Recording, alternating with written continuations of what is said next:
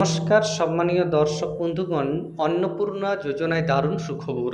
ইতিমধ্যেই অনেকেই এই প্রকল্পে টাকা পেয়েছেন, আবার অনেকের সমস্ত তথ্য থাকা সত্ত্বেও পেমেন্ট ফেলিওর চলে এসেছে। এবার এই পেমেন্ট ফেলিওর যাদের এসেছিল তাদের স্ট্যাটাস কিন্তু আবার অটোমেটিক পরিবর্তিত হয়েছে। আপনারা এখানে দেখতে পাচ্ছেন একজন পরিবারের যিনি হেড তার নাম রয়েছে এবং যার নামে অন্নপূর্ণা যোজনায় আবেদন করা হয়েছে তার নাম এখানে রয়েছে, এবং আজ সকালে স্ট্যাটাস ছিল পেমেন্ট ফেলিওর, সেটা কিন্তু চেঞ্জ হয়ে গেছে। সেটা যে চেঞ্জ হয়েছে সেই প্রমাণটি আপনারা দেখুন। চেঞ্জ হয়ে এখানে কি এসেছে সেটাও আপনারা দেখুন।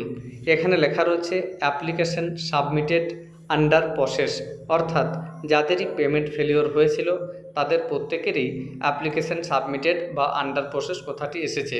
এর অর্থ হচ্ছে খুব শীঘ্রই আপনাদের যে সমস্যা সেটার সমাধান হবে। এবং আপনারা জানেন ইতিমধ্যে অনেকেরই আবার রিজেক্ট হয়েছিল, তাদেরও কিন্তু একইভাবে স্ট্যাটাস পরিবর্তিত হয়েছে। এবং জানা যাচ্ছে 10 তারিখের মধ্যে যাদের রিজেক্ট হয়েছিল তাদের বাড়িতে গিয়ে ভেরিফিকেশন সম্পূর্ণ করা হবে এবং তারপর টাকা দেওয়া হবে। এছাড়া আরেকটা প্রমাণ আমি আপনাদের দেখাচ্ছি, যেটা দেখতে পাচ্ছেন আপনারা এখানে পেমেন্ট ফেলিওর রয়েছে। এই ব্যক্তিরও কিন্তু স্ট্যাটাস আবার পরিবর্তিত হয়েছে অটোমেটিকভাবে এবং অ্যাপ্লিকেশন সাবমিটেড বা আন্ডার প্রসেস কথাটি এসেছে।